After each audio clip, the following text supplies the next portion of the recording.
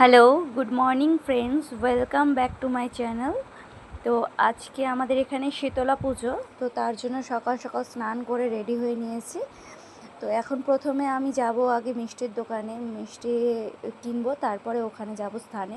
তো চলুন আমাদের স্থানটা দেখাই, যেখানে শীতলা পুজো হয়।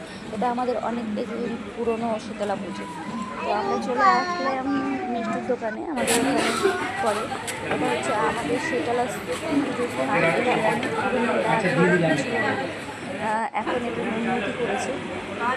মিষ্টির দোকানে গেলেই আমার বাবার কিছু কিছু দরকার, তো ফ্রুটি লস্যি খাবে, খুব সুন্দর। তো এখানে আমাদের 14টা পুজো হয়, ঠিক আছে।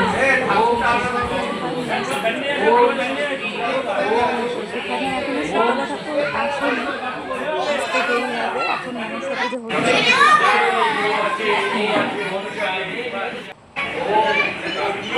এই যে শিব ঠাকুর, শিব ঠাকুরই রয়েছে, আর মনসা পুজো হচ্ছে, মনসা ঠাকুরকেও দেখতে পাবে।